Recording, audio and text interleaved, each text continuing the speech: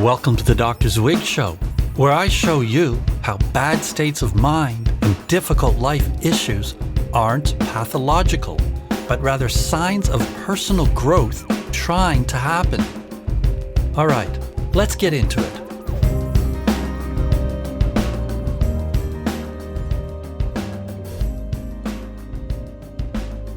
Hey people, how are you? I hope you're doing well. But if not, no worries. I've got a great exercise for you today to help you get into the flow. Don't do this exercise while you're driving, operating machinery, or doing anything that requires your full attention. Now, each one of you is totally unique in how you process things. So at each step of the exercise, turn the podcast on and off however you need. All right, we all have an imagination of our ideal selves, either explicitly in your mind or implicitly in the secret recesses of your psyche. You have an image of yourself at your full potential. Deep down, you have an intuition of who you could be in your inner life, your relationships, your work, and perhaps your spirituality too. But there are inner and outer obstacles that prevent you from being this way. These obstacles are so pervasive, they can block you from even knowing your potential. This exercise shows you how to become aware of and process these obstacles. To begin, imagine your ideal self. Now, I don't mean your external accomplishments per se. I mean your inner self, your relationship to yourself, your connection to your highest ideals. External accomplishments may or may not be a reflection of this inner state of awareness. What would you be like? How would you be free of your current limitations, blocks, and inhibitions? How would you relate to life, to yourself, to people, to the world, to the universe? How would your life look and what would you be doing?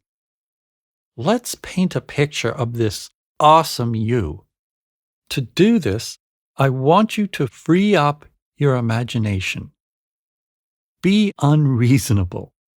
Make it wild, crazy, fun, and extreme.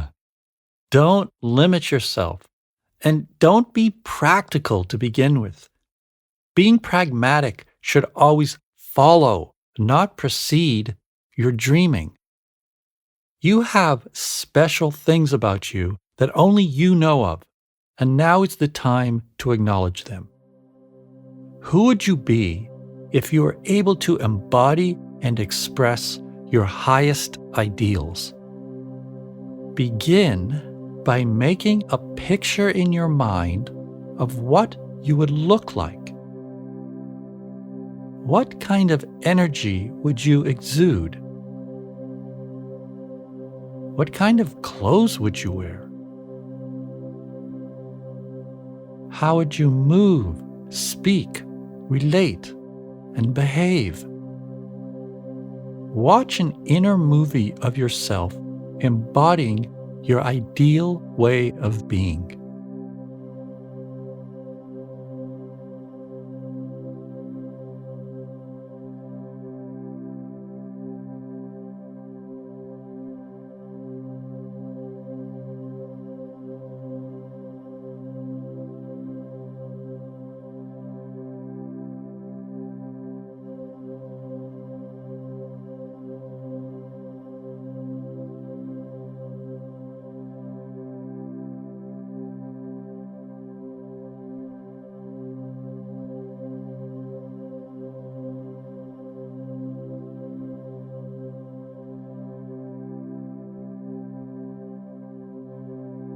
Now, feel into this image of your ideal self.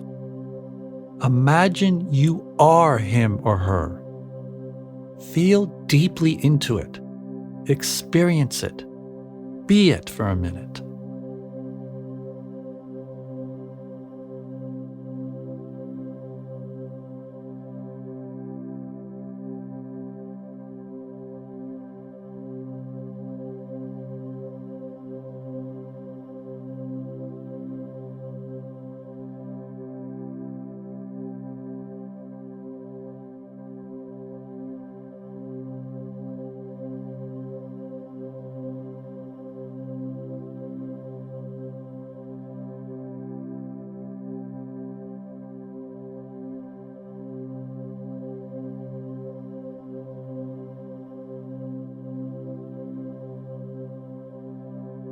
Now, stand up and walk like your ideal self would.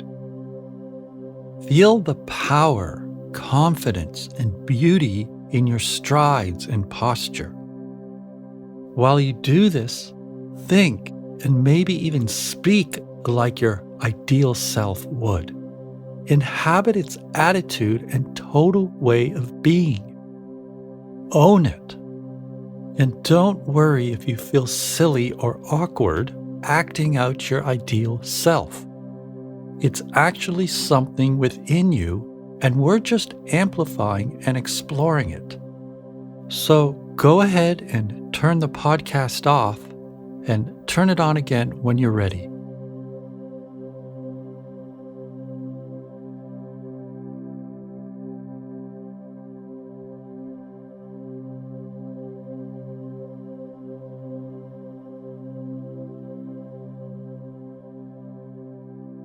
Okay, now we're going to explore the ways in which you aren't able to fully be this way in your life.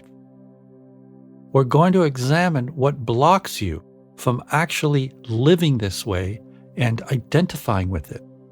And then you're going to interact with and process this obstacle.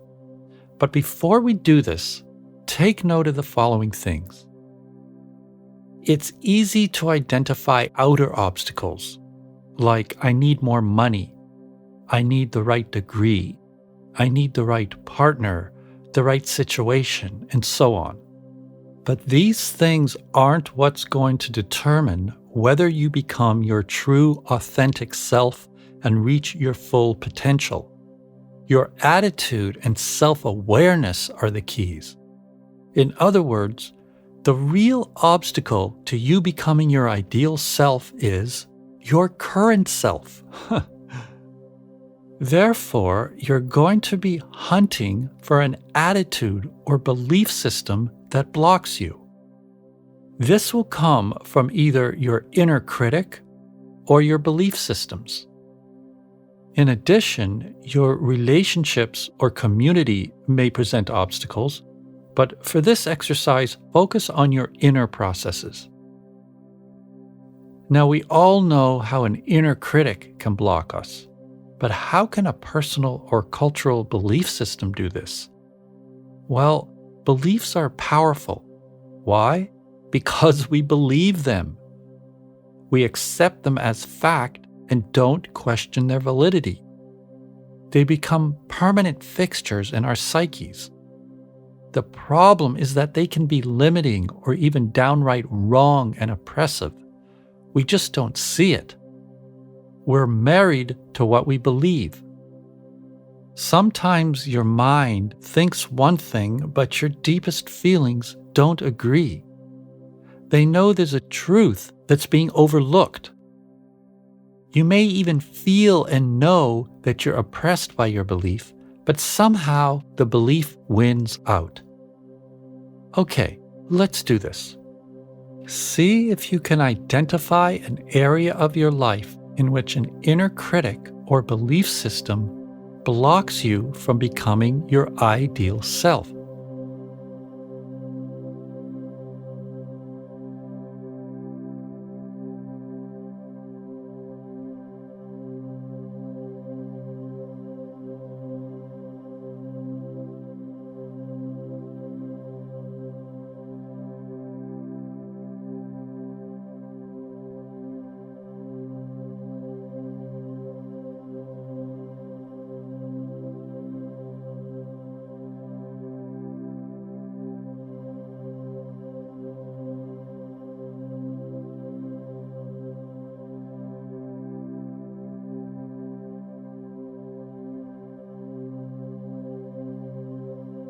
Now, imagine a figure who represents this way of thinking.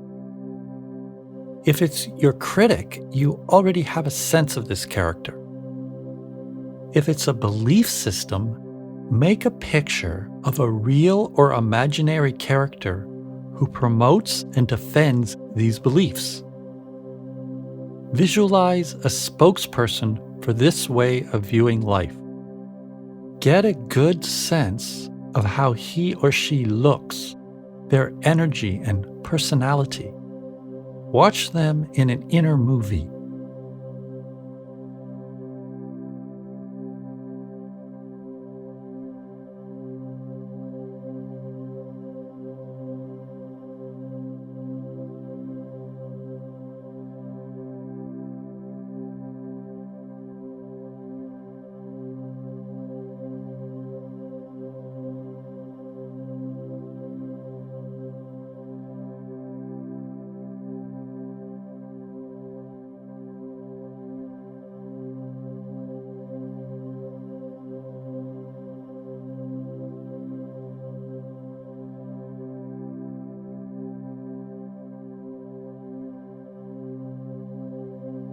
Now, feel how it would be to be this person.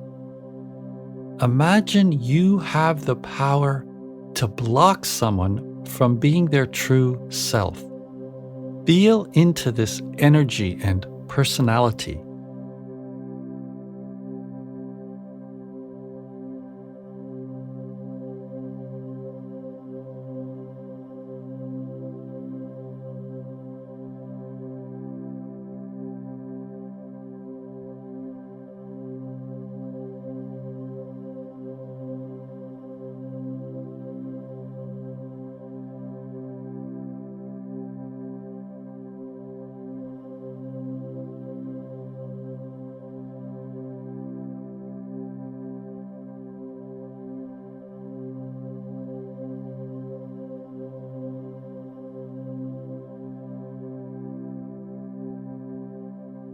Now get up and walk around the room moving like this character would. What kind of posture and gait do they have? What kind of gestures do they make? Use your imagination and body to bring this figure to life. After you get a sense of its physicality, make your mind like this figure's. Hack into its brain and think like he or she does. And don't only focus on their words, also feel into the energy and personality of how they think. Is their mind fast or slow, heavy and plodding, light and nimble, or whatever? Imagine you have this character's mind. And don't worry, you're just play acting this negative character briefly to get a sense of who he or she is. And don't worry about feeling silly or awkward pretending you're an imaginary character. These are actually parts of yourself, and we're just amplifying and exploring them to become conscious of them.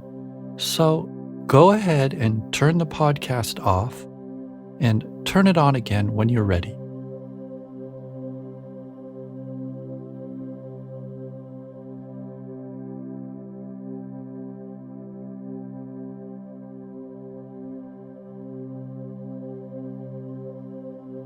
Now, I want you to do a role play dialogue.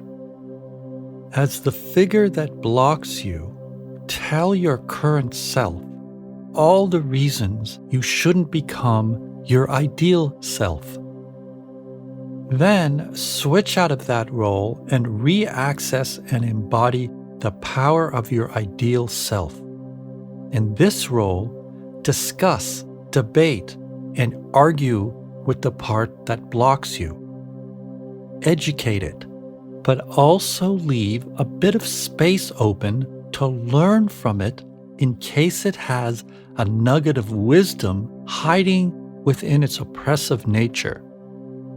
Take the dialogue as far as you can.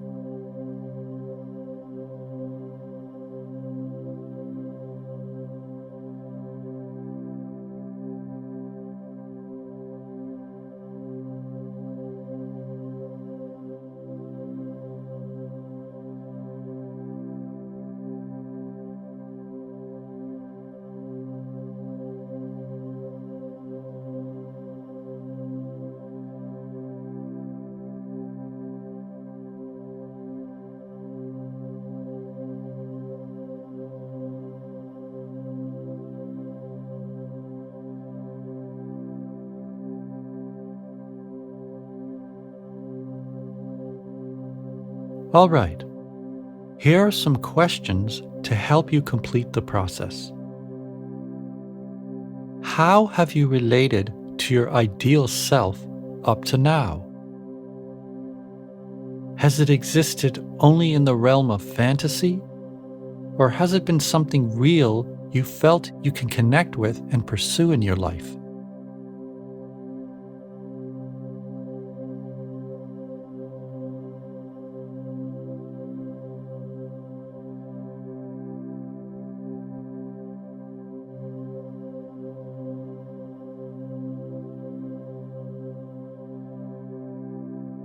Where were you able to get to in the dialogue with the critic or belief system blocking you from your ideal self? Was the process only about fighting the obstacle, educating the obstacle, arguing and debating it? Or did it have a nugget of wisdom for you?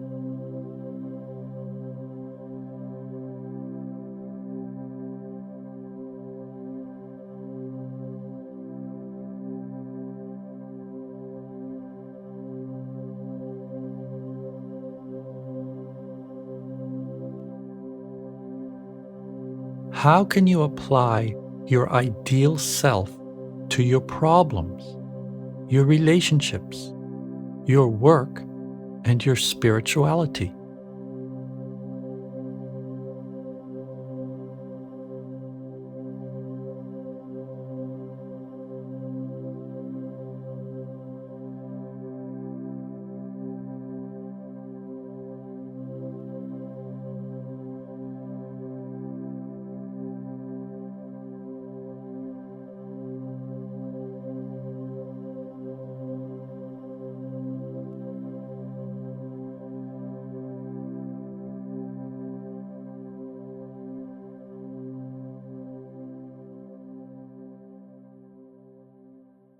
Great work! You've just learned how to process obstacles that block you from becoming your ideal self.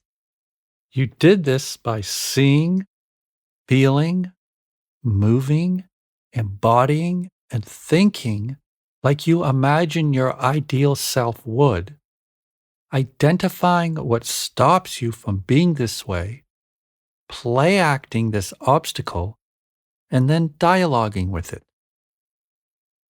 Take as much time as you need to absorb what you just did.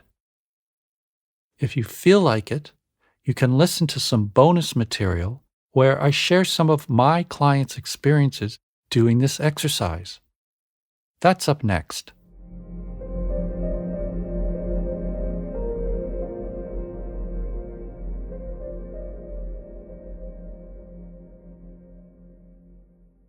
Here are some of my clients' experiences doing this exercise.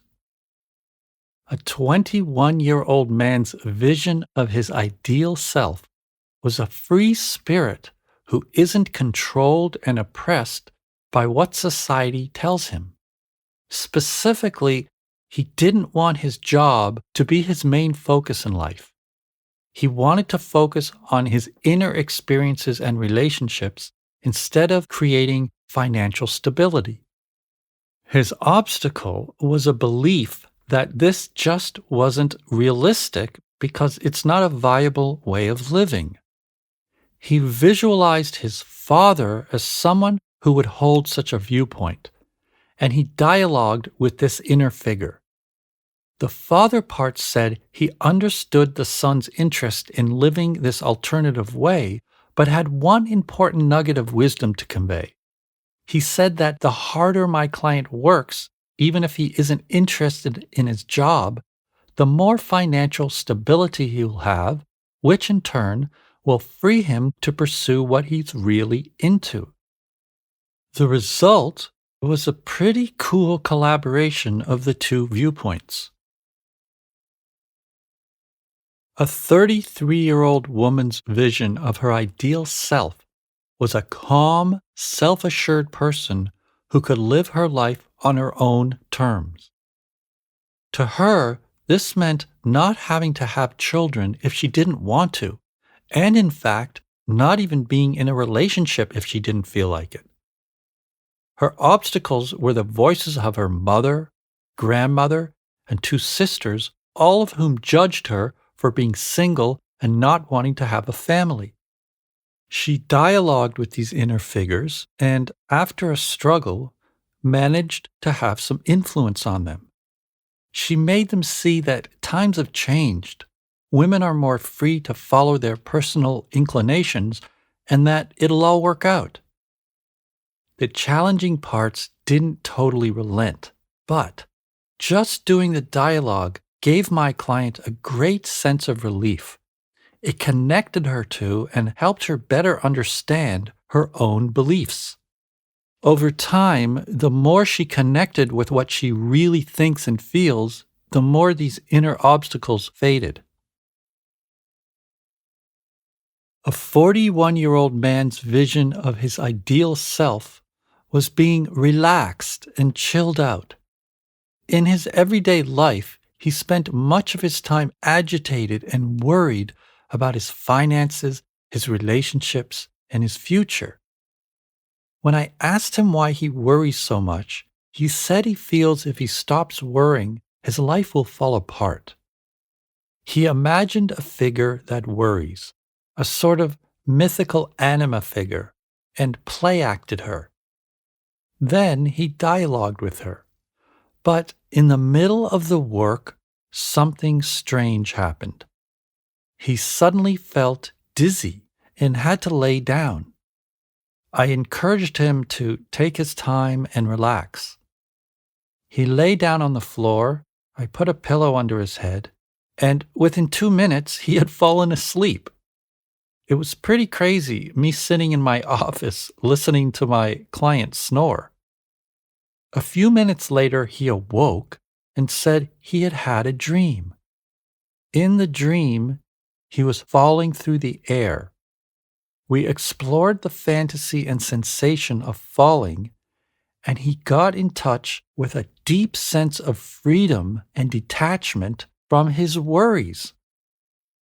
Then I had him dialogue further with the worried part of himself, and he was able to show the worried figure how to let go and relax into life. See you next time. Stay aware. You can follow me on social media at Dr. Zwig, and you can sign up on the mailing list at drzwig.com, where you'll receive discounts on private coaching, events, and merchandise starting in 2021, weekly personal growth tips, and lots more. Be well.